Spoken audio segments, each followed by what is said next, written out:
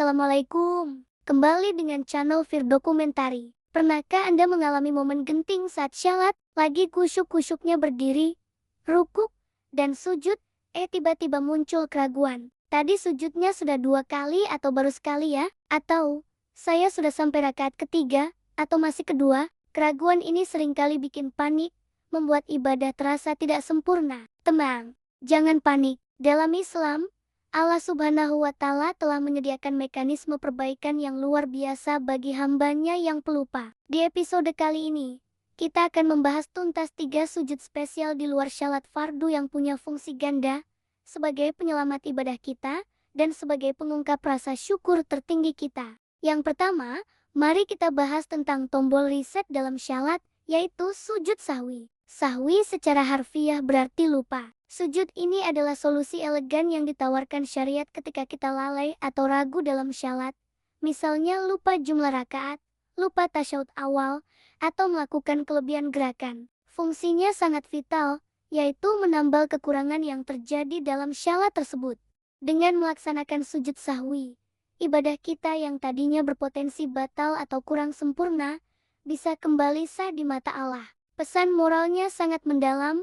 Manusia itu tempatnya lupa, dan alih-alih langsung menghukum, Allah memberikan kita jalan untuk memperbaiki kesalahan tersebut dengan kerendahan hati. Selanjutnya, kita beralih ke sujud tilawah atau respons terhadap firman-Nya. Mungkin Anda pernah berada di belakang seorang imam yang sedang membaca Al-Quran, dan ketika sampai pada ayat tertentu, tiba-tiba imam tersebut sujud, diikuti oleh makmum di belakangnya. Inilah yang disebut sujud tilawah. Sujud ini dilakukan ketika kita membaca atau mendengar ayat sajdah, yakni ayat-ayat yang menceritakan tentang keagungan Allah dan ketaatan para makhluknya. Maknanya, sujud tilawah adalah tanda kerendahan hati kita yang paling tulus. Ketika Al-Quran menceritakan bagaimana seluruh alam tunduk kepada penciptanya, kita pun secara fisik dan spiritual ikut tunduk sebagai bentuk pengakuan atas keagungannya. Dan yang terakhir, sujud syukur, yang bisa kita sebut sebagai rayakan kemenangan dengan sujud. Bayangkan Anda mendapat kabar gembira, lulus ujian yang sangat sulit, meraih promosi, atau bahkan selamat dari bencana besar. Respon pertama yang paling elegan bukanlah sekadar update status di media sosial, melainkan merendahkan diri kepada Sang Pemberi nikmat. Itulah sujud syukur. Ciri khasnya adalah fleksibilitas. Sujud syukur bisa dilakukan kapan saja dan di mana saja, asalkan tempatnya bersih dan tidak harus dalam keadaan syalat. Filosofinya sangat indah. Ini adalah cara paling tinggi untuk berterima kasih. Kita meletakkan bagian tubuh kita yang paling mulia, yaitu kepala, ke tanah, sebagai deklarasi kepada Allah.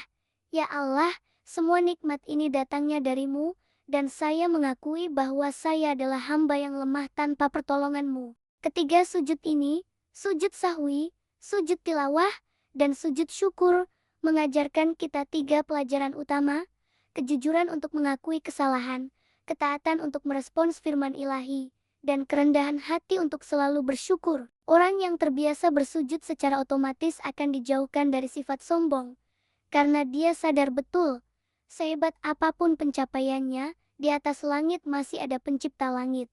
Untuk menguatkan poin ini, mari kita simak sebuah kisah inspiratif. Bayangkan seorang atlet muda. Ia sedang berjuang dalam pertandingan final yang paling krusial dalam karirnya. Detik-detik terakhir, dengan usaha yang heroik, ia berhasil mencetak angka kemenangan. Stadion bergemuruh, sorotan kamera tertuju padanya. Semua orang menantikan selebrasi kemenangan yang bombastis. Namun, atlet ini tidak melakukan selebrasi yang berlebihan atau menyombongkan diri. Ia justru langsung tersungkur di lapangan. Ia bersujud cukup lama di rumput hijau itu. Ketika diwawancara, ia ditanya mengapa ia memilih sujud di tengah euforia kemenangan. Ia menjawab, "Di detik terakhir tadi, saya sadar kemenangan itu bukan semata karena latihan keras saya, melainkan karena izin Tuhan. Sujud itu adalah cara saya agar hati saya tidak terbang karena pujian manusia, dan tetap membumi karena saya tahu siapa yang sejati memberi kemenangan." Kisah ini mengingatkan kita, sujud bukan sekadar gerakan fisik. Ia adalah cara kita menjaga hati agar tetap tahu diri saat dianugerahi nikmat oleh ilahi.